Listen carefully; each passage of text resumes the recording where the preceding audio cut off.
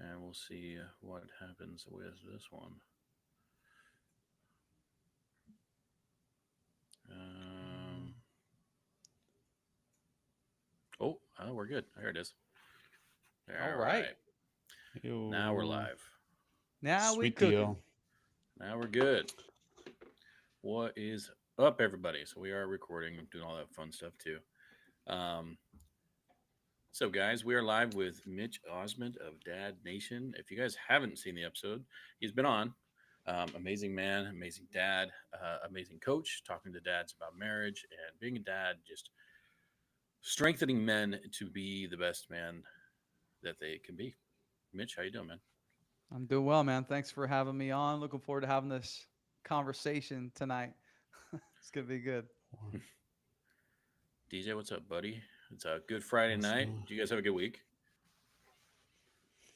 yeah, yep. It has been a great week. Busy, busy, but nonetheless good. And yeah, we're just gonna plow through the weekend. Got a few things lined up for the kids, but yeah, it's been good. How about for your week, Mitch? Yeah, solid. Trying to think about what I did now. I mean, so there's no extreme high, no extreme low. So I guess it's a good thing, you That know. is a good thing. Well, actually, you know what? I got my guitar stolen, which was kind of sad. Oh, that Oh, sucks. I know, right? Sucks. And it was like they don't make them anymore, and I've owned it for like 15 years. But I had insurance, so they're gonna reimburse it, which is fine. But it's still, it's like sentimental value. You know, right. Right. Can't I've been a replace that. musician for years, and so No. anyways. So, but What it kind of is what guitar it was is. it? This is a part of living in the world we're in, man. Sometimes things get taken. So, This is true. Well, you're having you on to kind of talk about life in general, just what's going on with you and just different things. I know your channel's down right now, so you're kind of redoing things over on your personal. Like you were talking about, you've been on a bunch of podcasts this month. This month, yeah, you've been on so many podcasts just this month. This summer, just kind of getting things built out while things are in hiatus a little bit. Um, can you just talk to like what's been your main content you've been putting in, and you were talking about your frameworks you're putting together. So we can go over the author's advantage. That one, oh I yeah, think, would be a cool place to start. yeah, for sure. Yeah. So, I mean, for those of you guys who are listening or watching, whatever platform you're on, YouTube or Instagram, I'm a coach of high performing men who want to really reclaim their home, their health, and their happiness. And so the three Mm-hmm. things that I talk a lot about, well, and without sacrificing your career success. And I think a lot of people think you can't do both. You can't show up at home and be a great father and a great husband and have professional sex or success or lose your edge or whatever. But Mm-hmm. um, that's just in my experience, it's not the case. And so this is what I do is I help men, especially career driven men who really want to level up. And when I say their home and their health and their happiness, what I'm talking about is the home is the key relationships, right? So your key relationship with your wife and your kids, your health, obviously, your physical health, nutrition, training, all those different things.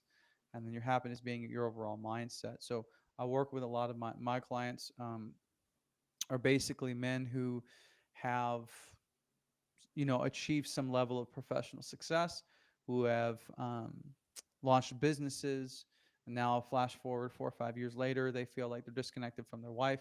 They don't know the kids, or perhaps they've gained 50, 60 pounds, or struggling with imposter syndrome, or trauma from their past, or that's kind of showing up in their present, limiting self beliefs, all those different things. And so that's the three areas that I really get a lot into. And so yeah, man, like you said, over the past summer, have been 50 or so shows that I've been podcasts that I've been on. It's just been just a ton of fun, just spreading the word, man, and just serving other men and other missions as much as possible. But yeah, we can definitely get into some of the frameworks that I teach my one-to-one clients. There's a couple that I mentioned to you, and I think we can start off with that one that I was talking about, and it's called the author's advantage.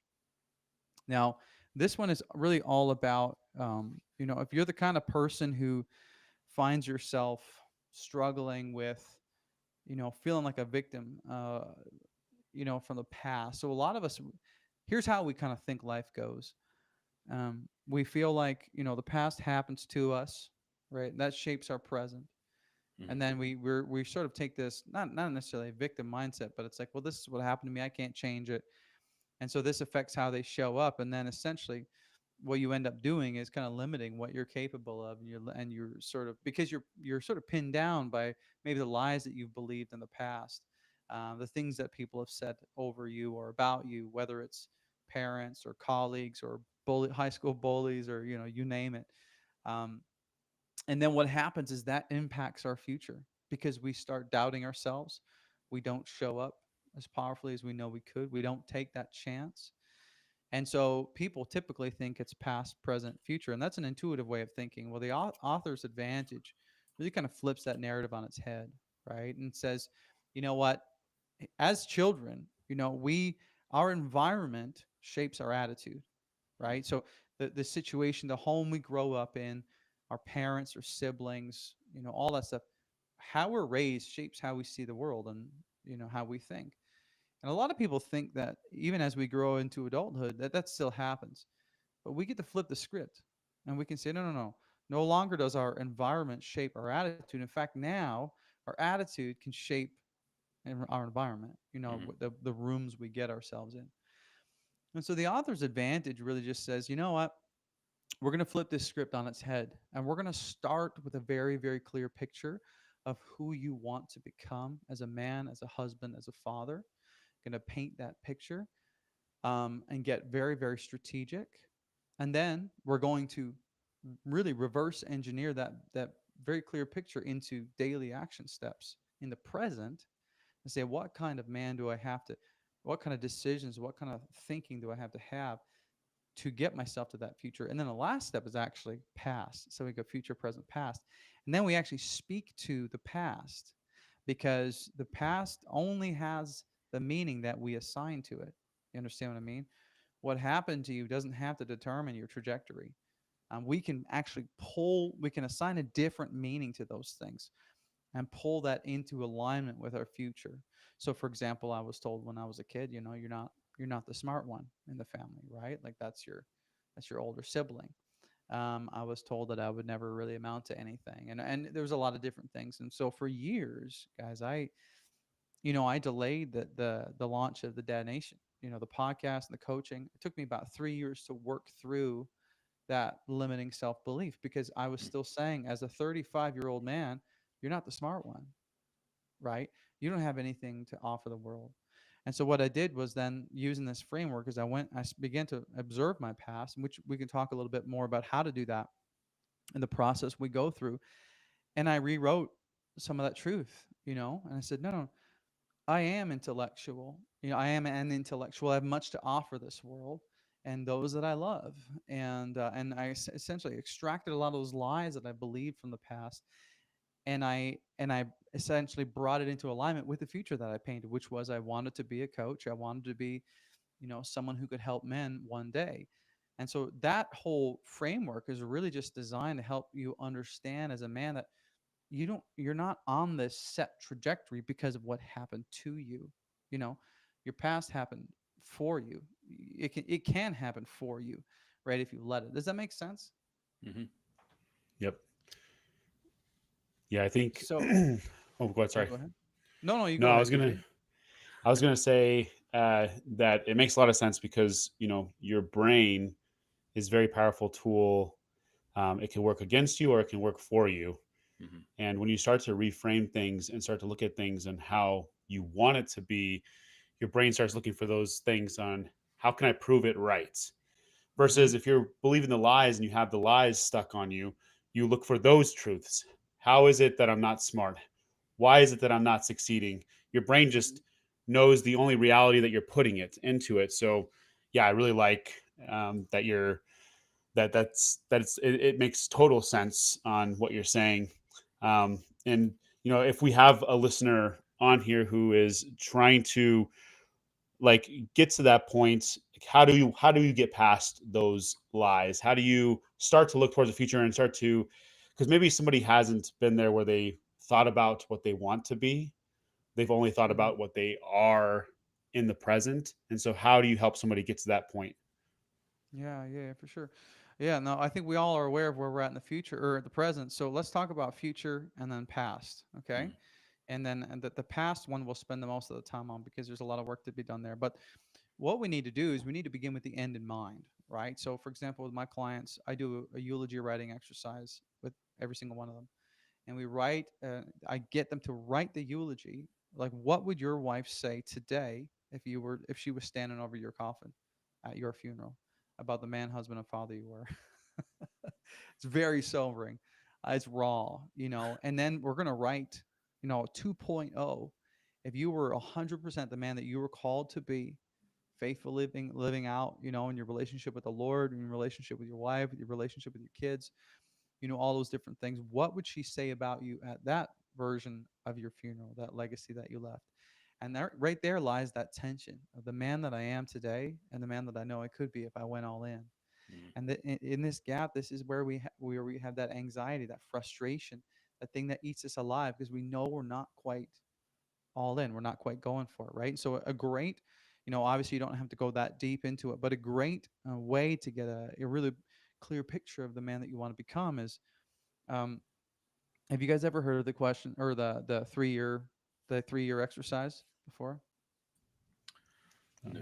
Uh, Okay, no worries. I'll explain to you. It's real simple. So DJ, this is what we would. If I was coaching you, this is what I do.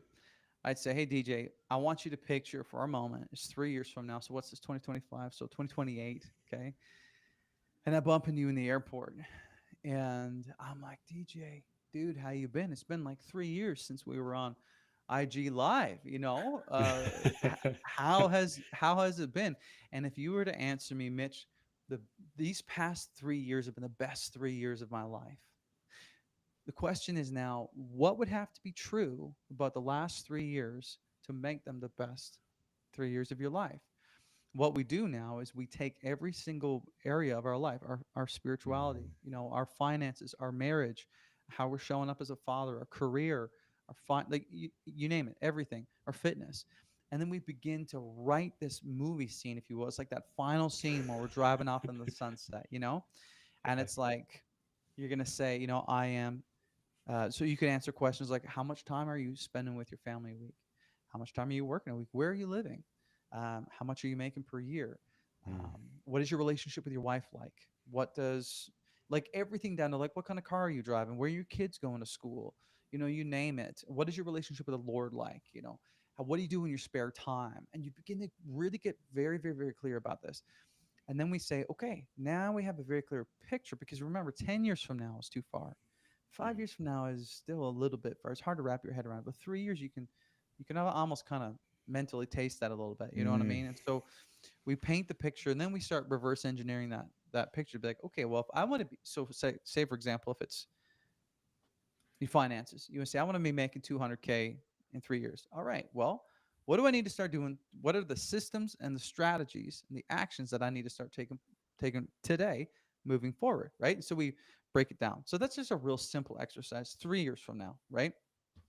But now let's go to the past because now that we've got this really clear picture of the future, then we kind of we take care of the present. We start, things like maybe you say, well, if I want to be down 60 pounds in 3 years from now, I got to start working out today. Or if I want to have an amazing relationship with my wife, then I got to start taking her out on dates and loving her today.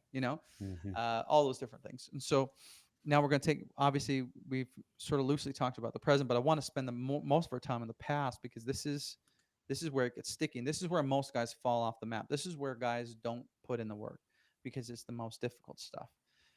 Because most guys try to outrun their past or they try to outwork their past mm, instead of rewriting it, right? And so this is what we need to understand is we can rewrite it. We can't change what happened, but we can change what it means.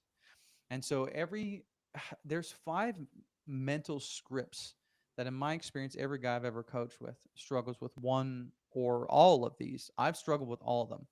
Number 1 is I'm not smart enough to fill in the blank, right? It's a scarcity mentality around your intellect. The second script, and I'd love for you guys to just chime in after this and tell me which ones have you wrestled with. Um, Number 2, it's too late to try something new. Okay, this one, you're kind of like you've missed the moment, you know. But the thing is about this one is you'll never have more time than you have right now. You understand what I mean? I love that old Chinese proverb: the best time to plant an oak tree was 20 years ago. The second best time is today, Mm, right? Number Yeah. three, if I do blank, this is what's going to happen. Okay. This is where you start telling yourself what's going to happen. You think you can predict the future. But the reality is you don't know what you don't know, right? Mm. The fourth limiting script of the lie that we believe is I don't have enough resources, money, or time, fill in the blank. This is a scarcity script, similar to the I'm not smart enough one, but it says I don't have enough of something. And Tony mm, Robbins says our greatest challenge is not our lack of resources, but our lack of resourcefulness. If you're Mm. resourceful, you can do anything. You don't necessarily need resources, right? Right. And then number five is if I do blank, people will judge me. Now, mm, this mental script is the most insidious of all because this is where you essentially let your fear of failure or fear of people's judgment dictate what you do and what you don't do. And so when you fall victim to this internal script, you're actually giving your power away to other people because you're afraid of how they might respond. Does that make mm. sense? Oh yeah, Mhm. yeah. I So definitely there's can see like. Oh, sorry, man, cut you well, those are off. those five scripts. So just as you're hearing them, just out of curiosity, if you're okay with sharing, what Yeah. like I know I've dealt with all five of them at one point, but like what are ones that stands out for you guys? No, I definitely can see that. There's at one point or another, I've ran into them all. I do think the men that I can see that stands out most is that fear of judgment. Because I think that's what it is. Especially like being online, you see all the other people who living these best lives. And they're living the having the money and having the cars and doing this and Mhm. doing that, and just like, man, what am I doing so wrong? And then it's because they're not afraid of what people are going to see. Like people on the internet, they're going to see us for 5 minutes, and who cares? And if they do follow us, then awesome. But I think that's my biggest one is like the fear of like, all right, what's this person going to think of me if I do this, or if I say this, or if I be this kind of dad. Mm-hmm. So that's I think that'd be mine. What about you, DJ? Yeah, for me, and I've said this probably recently. I say it to myself quite a bit, but I just don't have enough time. Like I just Yeah. don't have enough time in the Mm, day to do this and do that and do this. I don't have enough time to teach Nate the guitar. I don't have enough time to I don't know. I just tell myself constantly that I don't have enough time. And I like what you said. Like you brought that quote into it. It's our resourcefulness that Mm-hmm. like it's like, well, no, if I just stop for a second and start time blocking and start to put names to minutes, mm, I actually find that I have a ton of time. Mm-hmm. But when I'm just thinking about it, I'm like, I just don't have enough time because the day Mm-hmm. gets by and maybe I was doom scrolling or whatever. And it is true that I don't have enough time that day. But, moving forward, but yeah, that is something that I have struggled with quite a bit. Mm-hmm. Yeah, I mean it can be brutal. I love the question. For me, the big one was if I do this, people will judge me. And I think that's a real common one for men. It was the most common for me. Seth Godin asked a great question, and you probably all heard it. But what would you do if you knew you couldn't fail? Right? If you knew that if you started this business you wouldn't fail, if you knew if you had this conversation with your wife it would go well, if you knew that you were going to do this investment or go on this weight loss journey that you would succeed, would you do it? And this allows us to strip back that fear because we live our lives filtered by fear, and that's the challenge, right? So I'll walk you through the framework that I use called the clear thinking process. And this is so if you're listening tonight and you're a gentleman and you've identified with some of these scripts, or maybe there are other lies that you've believed in your past, this framework is going to help you be able to extract those lies from your past and rewrite them. Okay. Because we know that 85% of the way we see the world and the way we view ourselves is formed before we're 12 years old. So that's the reason why we're constantly looking to the past, because realistically, that's when all this stuff happens. This is when our beliefs get formed. And so the vast majority of these things happen before we're even teenagers, right? Which is kind of sad if you've had tough childhood, right? Um, so it's called clear, and all right, and the clear, it stands for the five different letters of clear. So C.L.E.A.R. In case you can't spell. Okay, so Yeah. the C stands for call out the lie. Okay, so Mm, this is the process where we're going to say, you're going to go into as much detail. You're going to identify, where did this story, this lie, come from, and you might answer. mm, You might write out the phrase, "The story I'm telling myself about blank is," and you might say, "The story I'm telling about myself about my failure, my fatherhood, or my lack of follow through, blah blah blah," is, maybe you might say, "I'm just an angry man," or "I'm too far gone," or "I've missed the moment," or "I'm not a good husband," or you name it. So you call it out. What is it? The thing that's holding you back, the actual lie. Step number two is L, and it stands for locate the source. Okay. Now, this most likely, like I said, came from a parent, an old friend, high school bully, colleague, you know, could be anyone. Maybe said you would never amount to anything, but you have to name it, because when you name the source, you break its power. You understand? I mean, that's mm, a critical part of this. Naming where it came from breaks its power. So call out the lie, locate the source. Number three is E. That stands for evaluate the cost. Now, this is a big step. And this is where you ask yourself, what has living by this lie cost me? What has believing this lie cost me? Maybe it's cost me my peace, my confidence, the respect of my wife, my relationship with my kids. There's a phrase that you might write down, the results I'm getting from telling myself this story are blank. And then you just kind of write it out, right? Um, and it's important to feel the weight of this, not to shame yourself, but to get leverage to change it. Okay. Call it the lie, locate the source, evaluate the cost. Now, the fourth step is affirm the truth. This is a big step, right? This is where we actually flip the script. This is where we write a new statement that is more true about you than the lie that you've been believing. So that's the question you can ask yourself. What else could be as true, if not more true, than this story I'm telling myself, right? Now, like I told you guys earlier, for me, that affirming the truth was, I am an intellectual. I am focused and I have much to offer this world and those I love. Now, I want you to hear the present tense. I am, not I hope to be one day. I wish I'm an intellectual someday. I hope I have something to offer. It was present tense, and it was very certainty. It's certainty based language, right? You want to root this in your faith, in your calling, you name it. So we mm. affirm the truth. Now, the fifth step, and the most important, is we're going to reinforce with action. Okay. So this is where you don't just say it, they're not just words on a page, but now you actually live it. So now the question you're going to say is, what's one action I can take this week to prove this new belief to myself? So if you say, if it's a fitness goal, and you say, you're affirming the truth is, I'm a fit person. You know, I care about my health. I care about my body. Whatever. Then the next state, and that fifth one is like, okay, well, what are you going to do about it? Right. Well, I'm going to work out. I'm going to train 3 times this week, or I'm going to Yeah. watch my calories, or I'm going to, whatever the thing is for you. Or if it's like, I am a fully present husband and I love my wife unconditionally. Okay. Well, now we're going to reinforce that.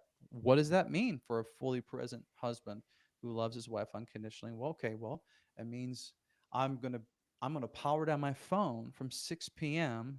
until I go to sleep, because I want to be fully present with her. Stuff like that. Does that make sense? And so It you does. go through this, you call out the lie, you locate the source, ask yourself, how much is this costing me? And then you affirm it with the truth, and then you reinforce that with action to prove it to yourself that you can do this. Man, if you just laid this out and work with these different limiting beliefs you have, over the course of 90 days, you would be an entirely different man. It's wild.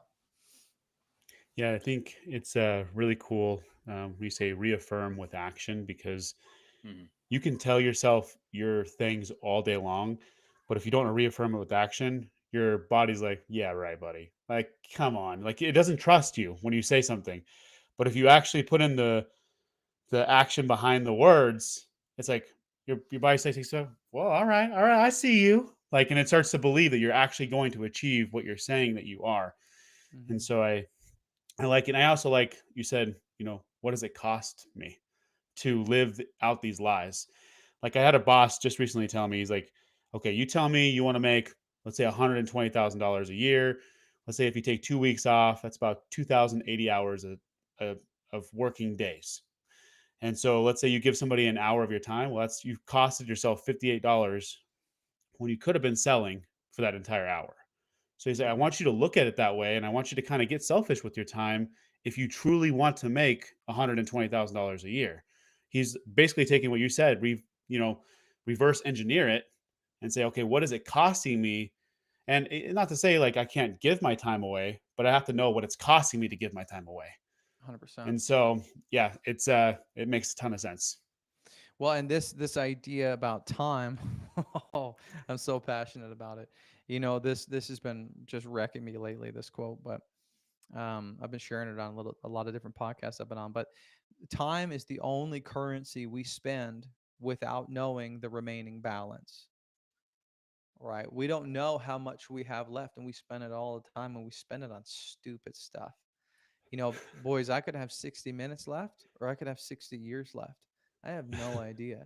So Uh, how I spend my time is so important, right? And essentially what we're doing here is we're taking this whole framework is we're taking the unconscious, right? The thoughts, the narratives, because we know that 95% of the decisions we make today are the exact same as the decisions we made yesterday. We live the vast majority of our lives on autopilot, and our subconscious is taken over, right?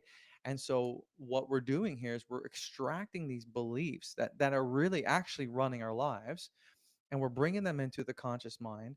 We're negating the lies and we're rewriting them with truth, and then we're replanting that into our subconscious mind, right? And I love this quote from Carl Jung. He says, until you make the unconscious conscious, it will direct your life and you will call it fate. And that's exactly what we're doing is we're no longer letting the unconscious run our lives, but we're making the unconscious conscious, and now we're rewriting our story. Does that make sense? Definitely. And I think I think it makes more sense and it's something that we think about, but we live in that world now where everyone's like, man, that's too hard, and it gets to that point where everyone just wants to give it up real quickly. Hmm. But it seems like it could be the simplest thing because it's just kind of like my kids have a daily affirmation saying in their bathroom and they read it every day. And my daughter does come up and she goes, I'm smart, Dad. Like, because it's one of the things she reads every morning to herself. But it's so that my dog's barking back. That's the best part about the live. We can't edit all this stuff out. But it's just that subconscious, like you're talking about. It's that the affirmations we need to say every day to ourselves, and it'll start getting into our head. Like, people who want to make a lot of money. Like, yeah, I'm the kind of person who brings the money. I attract money. I attract this. And when you start saying it to yourself over and over and over and again, your brain starts to believe it. And that's can be one of the hardest things, but it also can be one of the easiest things. You just got to start doing Well, scriptural proverb says the power of life and death is in the tongue. I mean, it. come on. We get the opportunity to speak life or speak death. And over not just yourself, but over your family, over your career, over your future, over whatever, you know. And it's so critical. And the thing is with the subconscious mind is it actually can't tell, it can't delineate the difference between a memory of what has already happened or a visualization of what is yet to come, which is wild, right? And that's why visualization works so well when you are practicing gratitude and you're sort of really kind of in that place, because your mind actually can't tell if you've already done it or not. And so that's why the subconscious mind, and I'm a bit of a neurology geek, but it's called the reticular activating system, which is something that basically shifts and allows you to be able to see opportunities that weren't there before, right? It's like that situation, when you're like researching and looking for a new car, and then all of a sudden the next day, boom, you see them everywhere, Hmm. and you're like, man, did literally everybody in this city buy this Honda CRV yesterday? Well, no, but your mind, because of your reticular activating system, began to open your perspective and your vision, and then allow you to really, like DJ was saying, provide solutions, because then your mind's Hmm. saying, oh, you want a Honda? Oh, there one is, there one is, there one is, there one is, right? Whereas they were already there the whole time. You just didn't see it because of your reticular activating system. It kind of deleted that from your inputs. Well, doing all this stuff essentially just reverses that and allows you to then see new truths and rewrite new truths. And it's so critical. And you're right, people don't do it because it's the deep work and it's uncomfortable, right? And Hmm. which was why I love, that whole narrative about choosing your hard, right? Choosing your pain. Because we know, working a 9 to 5 is hard. Starting your own business, being an entrepreneur is hard. Being in great shape is hard. Being overweight is hard. Having no friends is hard. Having a lot of friends is hard. Having a lot of money is hard. Being broke is hard, right? Having a great marriage is hard. Divorce is also hard, you know? Hmm. And the older I get, the more I realize there's actually nothing, there's no such thing as easy. And we got to stop believing that fallacy, right? And it doesn't make for great motivational speaking, but it's true. The sooner you can stop looking for easy around every corner, the sooner you can be content, Hmm. because you're like, oh, maybe that was actually never the point. Because we're living in a broken world. We're living in a fallen world, and we have sin in our nature, and it's a part of life. And we've kind of been made to toil and struggle and have thorns, and that's just part of the experience. And how do we persevere and how do we overcome? Because that is where true strength comes from, right? If we had it easy and we were on a deserted island sipping a margarita, we'd end up with diabetes and dementia pretty quick, right? I'm preaching now. I'm on a bit of a rant, but hopefully that resonates with you guys. Oh yeah, it does, 100%. Um, I love that because you do need to choose your heart because everything. I mean, there's not an easy path to. I mean, the easiest thing to do is sit there and do nothing, and even that's hard because then your life's just gonna be hard because you've chosen to do nothing. Yeah, because you feel purposeless and you Hmm. feel like what happens is you don't have a mission. And as a man, we need a mission. We're builders. We need to be building something. Hmm. And then what happens is we become apathetic. And then we turn to substances for stimulation or other things. And that's hard because then Hmm. we get stuck in these cycles, right? I'm reminded of that quote from Jim Rohn, we all must choose one of two pains, right? The pain of discipline or the weight of discipline or the weight of regret. And I believe it says, but discipline weighs ounces while regret weighs tons, you know.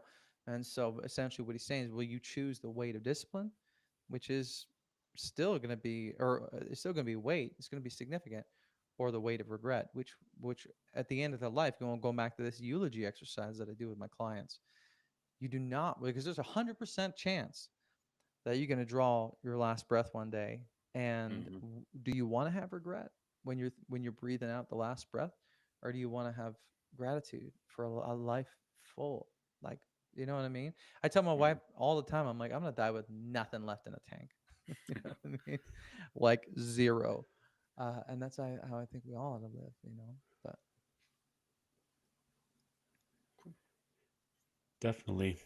Well, as we wrap up this live, which has been great, and I Yeah. appreciate you even hopping on and sharing some of the knowledge that you've gained and the experience that you've gained through life.